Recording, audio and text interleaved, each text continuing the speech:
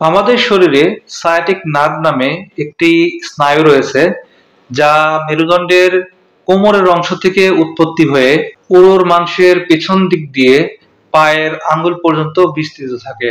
যখন কোনো কারণে এই নার্ভ বা স্নায়ুর উপর চাপ পড়ে, তখন কোমর থেকে পায়ের নিচ পর্যন্ত ব্যথা ছড়িয়ে যায়। এটাকে মেডিকেলের ভাষায় সায়াটিকা বলা হয়।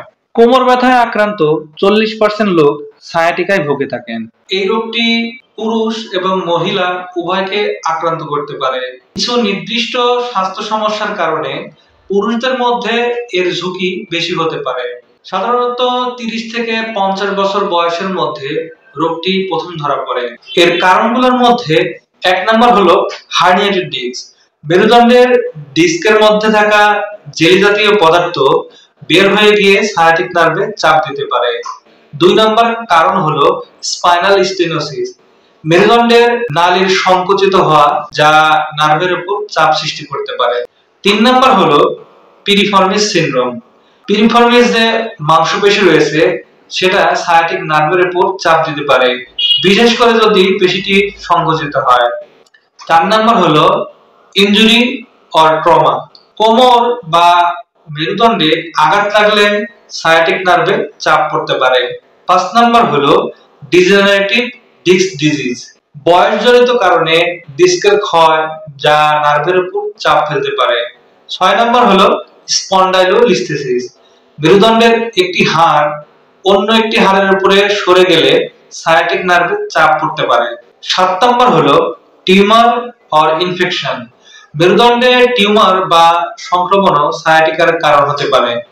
এই রোগের উপসর্গ বা লক্ষণগুলোর মধ্যে রয়েছে কোমর নাড়াতে গেলে তীব্র ব্যথা অনুভব করা, সামনের দিকে ঝুঁকে কাজ করার সময় ব্যথা তীব্র হওয়া, ব্যথা উরুর পেছনে, হাঁটুর নিচের মাংসপেশিতে, এমনকি পায়ের তলা ও আঙ্গুল পর্যন্ত ছড়িয়ে যায়। কিছুক্ষণ হাঁটলে বা দাঁড়িয়ে থাকলে ব্যথা ও ঝিঝি বেড়ে যায়, বসলে আবার কমে যায়। আক্রান্ত পায়ে শিরশির, অবশ অবশ ভাব, ঝিঝি ধরা এবং সুচ ফোটানোর মতো অনুভূতি ফিল হতে পারে। হাসি বা কাশি দিলে, পায়খানা কষা হলে ব্যথা বেড়ে যায়। সায়াটিকা রোগ নির্ণয়ের জন্য রোগের ইতিহাস এবং বিশেষজ্ঞ ডাক্তার কর্তৃক ফিজিক্যাল এক্সামিনেশন, রেডিওলজিক্যাল ফাইন্ডিংস এর মাধ্যমে এই রোগ নিশ্চিত করা হয়ে থাকে। এর সাথে সাথে অন্য রোগ থেকে এই সায়াটিকাকে আলাদা করার জন্য আরো কিছু পরীক্ষা করার প্রয়োজন হতে পারে। এর মধ্যে যেমন রক্ত পরীক্ষা, বিএমডি, হাড়ের স্ক্যানিং ইত্যাদি। এ পর্যায়ে আমরা জানবো, যদি কারো এই সায়াটিকা রোগ হয়ে থাকে, তাহলে দৈনন্দিন জীবনে কি কি বিষয় তাকে খেয়াল রাখতে হবে। ফোম বা বেশি নরম বিছানায় শোয়া যাবে না। সামনের দিকে ঝুঁকে দীর্ঘক্ষণ কাজ করা যাবে না। এরপর সামনে ঝুঁকে ভারী কিছু জিনিস উঠানো যাবে না। তীব্র ব্যথা থাকা অবস্থায় চেয়ারে নামাজ পড়তে হবে। বাথরুমে হাই কমোড বা চেয়ার কমোড ব্যবহার করতে হবে। বেশি ব্যথা থাকা অবস্থায় ব্যায়াম করা যাবে না। শোয়া থেকে ওঠার সময় একদিকে কাত হয়ে হাতে ভর দিয়ে উঠতে হবে। চেয়ারে সোজা হয়ে বসে কাজ করতে হবে। বেশিক্ষণ দাঁড়িয়ে বা বসে থাকবেন না। ঝুঁকিপূর্ণ রাস্তায় ভ্রমণ করা যাবে না। কাজের সময় বা ভ্রমণের সময় কোমরের বেল্ট ব্যবহার করতে হবে। সায়াটিকা রোগ চিকিৎসা করার জন্য সাধারণত কনজারভেটিভ ট্রিটমেন্ট, ইন্টারভেনশন ট্রিটমেন্ট এবং অপারেশনাল ট্রিটমেন্ট, এই 3টি ধাপ ফলো করা হয়ে থাকে।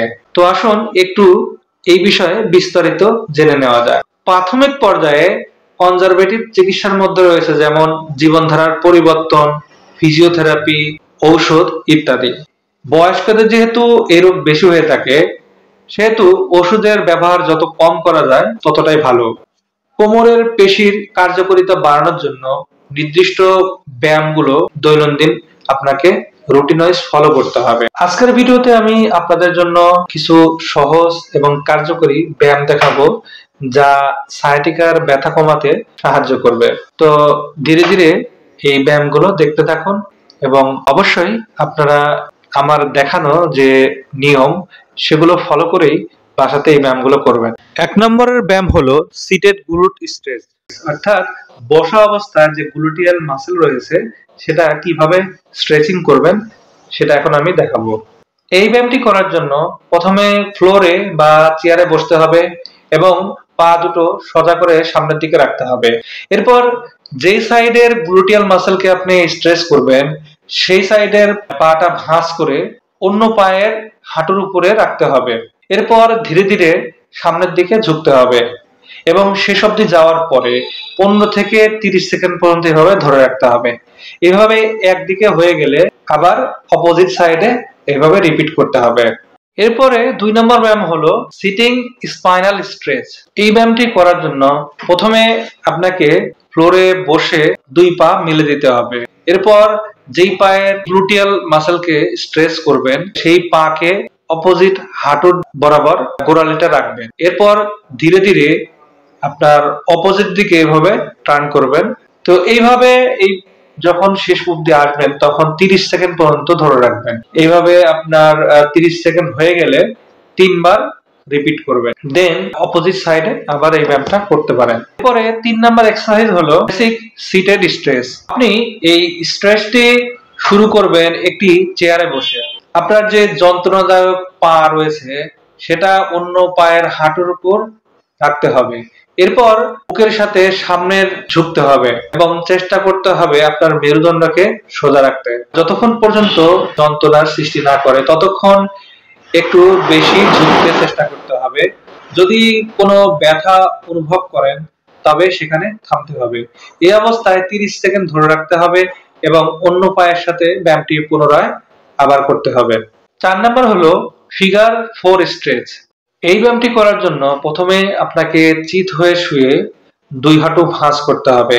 এরপর যেই পায়ে আপনি স্ট্রেচিং করবেন সেটা অপোজিট পা আছে সেই পায়ের হাঁটুর উপরে রাখতে হবে। এরপর 2 হাত দিয়ে ধরে এইভাবে আপনার শরীরের দিকে টানতে হবে। শেষ অবধি যাওয়ার পরে এই পজিশনে আপনাকে 30 থেকে 40 সেকেন্ড পর্যন্ত কাউন্ট করতে হবে। এইভাবে এক সাইড হয়ে গেলে দেন অপোজিট সাইডে করতে হবে এবং এই ব্যায়াম 3 বার প্রত্যেকটা সাইডে রিপিট করতে হবে। 5 নাম্বার এক্সারসাইজ হলো নি টু দা অপোজিট শোল্ডার।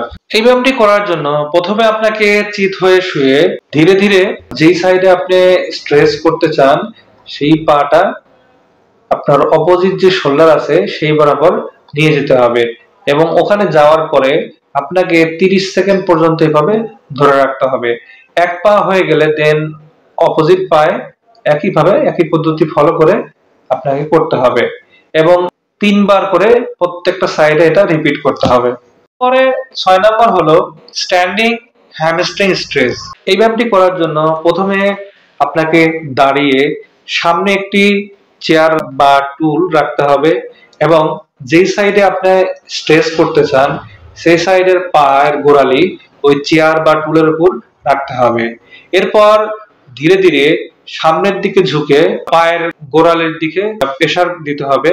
এখানে খেয়াল রাখতে হবে যেন যতটা সম্ভব যে আপনার যে স্পাইন রয়েছে এটা সোজা থাকে এবং শেষ অবধি যাওয়ার পরে এটা 30 সেকেন্ড পর্যন্ত ধরে রাখতে হবে এবং প্রত্যেকটি পায়ে 3 বার করে এটা রিপিট করতে হবে।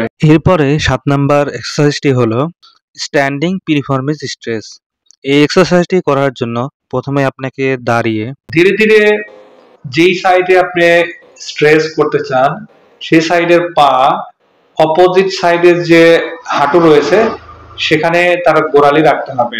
এরপর ধীরে ধীরে স্ট্রেট হয়ে নিচের দিকে বসার চেষ্টা করতে হবে এবং শেষ অবধি যাওয়ার পরে আপনার চেষ্টা করতে হবে এটা 30 থেকে পর্যন্ত ধরে রাখা এবং এটা 3 থেকে 5 বার আপনাকে রিপিট করতে হবে। এরপরে এক্সারসাইজটি হলো সিজার হ্যামস্ট্রিং স্ট্রেচ। তো এই এক্সারসাইজ করার জন্য প্রথমে আপনাকে সোজা হয়ে দাঁড়াতে হবে। এরপর যে সাইডে আপনি স্ট্রেচ করতে চান সেই পাটি একটু সামনের দিকে রাখতে হবে। এরপর ধীরে ধীরে আপনার যে 2 হাত রয়েছে 2 কোমরের সাইডে রাখতে হবে। তারপর ধীরে ধীরে সামনের দিকে আপনাকে ব্যান্ড করতে হবে। তো এইভাবে শেষ অবধি যাওয়ার পরে আপনি 10 থেকে 15 সেকেন্ড পর্যন্ত ওখানে হোল্ড করে রাখতে হবে এবং 3 থেকে 5 বার এই এক্সারসাইজটা রিপিট করতে হবে। তো আজকের মতো এই পর্যন্ত। সবাইকে ধন্যবাদ জানিয়ে সবার সুস্বাস্থ্য কামনা করে এখানে শেষ করছি। আল্লাহ হাফেজ।